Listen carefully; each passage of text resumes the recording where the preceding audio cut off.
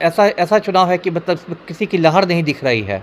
जैसे 2014 के चुनाव यदि आप देखें तो मोदी की लहर थी, 2019 में भी शुरू में तो नहीं लहर थी, लेकिन पुलवामा के बाद थोड़े हालात बदल गए थे, थोड़ी मोदी जैसी लहर। इस बार तो मेरा जो आकलन है उसमें तो जो इंडिया गठबंधन है उसका ही पलड़ा मुझे भारी दिख रहा है।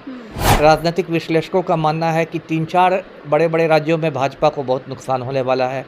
इसमें कि यूपी है, बिहार है, महाराष्ट्र है, बंगाल है, ये सब में यही है। देखिए नीतीश कुमार के तो अभी मतलब मानसिक स्थिति पर बहुत सवाल खड़े होने लगे हैं।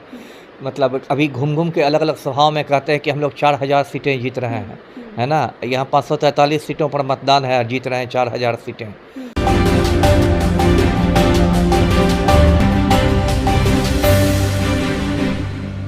नमस्कार, रब्सी लाइव न्यूज़ देख रहे हैं आप। मैं हूं आपके साथ निधि सिंह। हमारे पास अभी जो शख्स मौजूद है वो एक्स IPS ऑफिसर अमिताभ दास सर है। सबसे पहले तो सर आपका बहुत बहुत स्वागत है सर। जी थैंक यू, आपका शुक्रिया। सर जिस तरह से अभी चुनाव को लेकर के चारों तरफ माहौल जो है बदला सा नज़र आ रहा है, चारों तरफ हर जगह चुनावी माहौल चल रहा है और जैसा कि आज छठे चरण का चुनाव है, तो छठे चरण को चुनाव को देखते हुए आप क्या कहेंगे सर? अब कहना क्या है, देखिए इसमें आपको दर्शकों को पता होगा 7 चरणों में लोकसभा चुनाव हो रहे हैं। तो छठा चरण आज है, 7वां और अंतिम चरण 1 जून को है। 4 जून को तो मतगणना होगी, काउंटिंग होगी। तो ठीक है, इस बार के चुनाव तो बहुत मतलब आप कह सकते हैं कि एक तरह से रोचक भी हैं, क्योंकि मतलब एक ऐसा चुनाव है कि मतलब इसमें किसी की लहर नहीं दिख रही है। जैसे 2014 के चुनाव यदि आप देखें तो मोदी की लहर थी, 2019 में भी शुरू में तो नहीं लहर थी, लेकिन पुलवामा के बाद थोड़े हालात बदल गए थे, थोड़ी मोदी जैसी लहर। इस बार तो मेरा जो आकलन है उसमें तो जो इंडिया गठबंधन है उसका ही पलड़ा मुझे भारी दिख रहा है। और देखिए 4 जून को क्या होता है। सर मोदी का जो फैक्टर है वो अपने फैक्टर को लेकर बहुत सारी बातें कहते हैं, जैसे बोल रहे हैं कि इस बार 400 पार, सभी लोग नारा लगा रहे हैं 400 पार का। क्या कहेंगे इस पे सर? देखिए मैं क्या को मोदी जी को फेंकने की पुरानी बीमारी है ना, वो फेंकने में विश्वास करते हैं। उन्होंने ही कहा था कि सबके अकाउंट में 15-15 लाख रुपए आ जाएंगे, है ना। 10 साल पहले उन्होंने ये भी कहा था। मैंने आज भी अपना अकाउंट चेक किया है, 15 लाख या 15 पैसे नहीं आए हैं। 10 साल से मैं डेली अकाउंट चेक कर रहा हूँ, नहीं आए हैं। तो ये मोदी जी आप कह सकते हैं जुमलेबाजी, हवाबाजी, ये सब में मोदी जी का ज़्यादा विश्वास है। बहुत ऊँची ऊँची बातें करते हैं, कहते हैं कि हर साल 2 करोड़ लोगों को नौकरियाँ मिलेंगी। और अब तो ये हाल है कि सेना में नियमित बहाली ख़त्म कर दी गई है, अग्निवीरों की बहाली हो रही है और अग्निवीरों को 22 साल की उम्र में रिटायर करा दिया जाएगा। बताइए, एक मजाक है? कोई लड़का 22 साल में रिटायर कर जाए तो इससे बड़ा मजाक क्या है। और खुद प्रधानमंत्री जी 75 साल में एक और मौका मांग रहे हैं। तो मोदी जी 400 पार और ये सब नहीं है। देखिए इस बार भाजपा की हालत पतली है। जैसा विश्लेषकों का कहना है कि दक्षिण में साफ, उत्तर में हाफ। भाजपा के बारे में इस बार ये कहा जा रहा है कि दक्षिण में साफ, उत्तर में हाफ, यानी कि साउथ इंडिया में भाजपा का सुपड़ा साफ हो रहा है और नॉर्थ इंडिया में पहले से सीटें घटकर आधी रह जाएगी।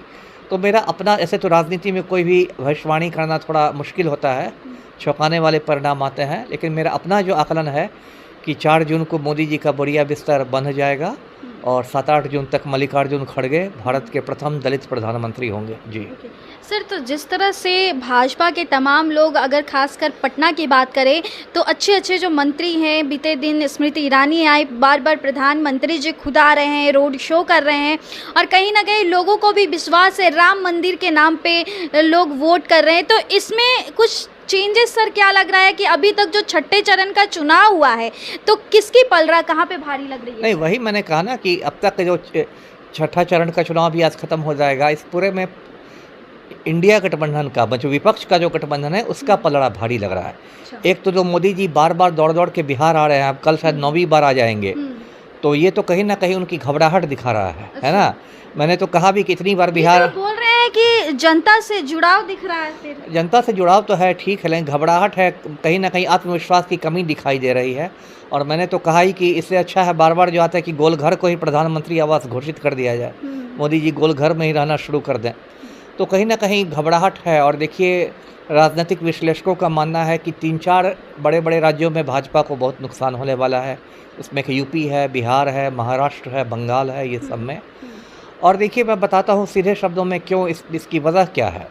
देखिए 2019 में जब भाजपा को 300 से भी ज़्यादा सीटें मिली थी और कहा गया कि एकदम प्रचंड जीत हुई है, उस समय भी यदि आप वोटों का प्रतिशत देखिए, परसेंटेज देखिए वोट का, तो सिर्फ 37% वोट मिले थे भाजपा को, 37 बस मिले थे परसेंट, और 63% वोट, 63% वोट भाजपा के विरोध में गिरे थे। लेकिन पिछली बार विपक्षी एकता नहीं थी, तो विपक्ष के वोट बंट गए थे और उसमें मोदी को फ़ायदा हो गया था। इस बार इंडिया गठबंधन जो बना है, उसकी वजह से मोदी की राह बहुत मुश्किल हो गई है, क्योंकि मतलब लगभग ज़्यादातर सीटों पर हिंदुस्तान में 1 to 1 फाइट है। मतलब एक तरफ से यदि भाजपा एनडीए का प्रत्याशी है, तो दूसरी तरफ से इंडिया गठबंधन का प्रत्याशी है, तो 1 to 1 फाइट में बहुत मुश्किल हो जाएगा, क्योंकि इस बार विरोधी वोटों का बिखरना का फ़ायदा नहीं है। और दूसरी बात कि राम मंदिर को इन लोगों ने सोचा था कि प्राण प्रतिष्ठा कर देंगे 22 जनवरी को, ये हो जाएगा, वो हो जाएगा, राममय हो जाएगा, हम राम को लाए हैं, ये लाए हैं। लेकिन इस बार और भी मुद्दे बड़े बड़े हो गए हैं, खास के एक रोज़गार का मुद्दा बहुत बड़ा हो गया है। युवाओं में रोज़गार का बहुत ही है, और मेरा तो कहना है कि देश के बेरोज़गारों ने ठान लिया है कि इस बार प्रधानमंत्री को बेरोज़गार कर देंगे, है ना। तो और बेरोज़गारों में गुस्सा है, लोग कह रहे हैं कि राम लला हम आएंगे, ठेला वहीं लगाएंगे, है ना। तो बेरोज़गार कह रहे हैं कि राम मंदिर तो बन गया, लेकिन हम लोग क्या वहाँ ठेला पर पकौड़े बेचेंगे। तो एक तो रोज़गार का मुद्दा बड़ा मुद्दा बन गया है, महंगाई का मुद्दा बड़ा बन गया। सबसे बड़ी बात है कि आपको 10 साल मौका मिला, और 10 साल में आपने कोई ऐसा काम नहीं किया, जो बड़े बड़े वादे आपने किए थे आप कुछ नहीं कर सके, आप सिर्फ गौतम अडानी को देश की संपत्ति बेचते रहे।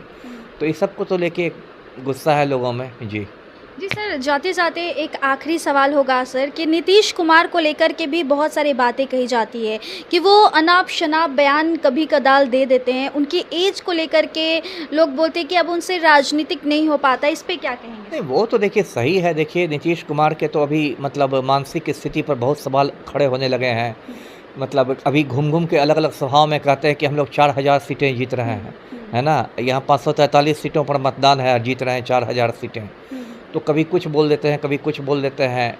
बीच में ये भी हुआ था कि जब इंग्लैंड गए थे तो उन्होंने कुछ डॉक्टरों से भी राय मशविरा किया था डिमेंशिया के बारे में, क्योंकि लोग कह रहे हैं कि उम्र के साथ उनको डिमेंशिया की बीमारी हो गई है, याददाश्त खो रहे हैं।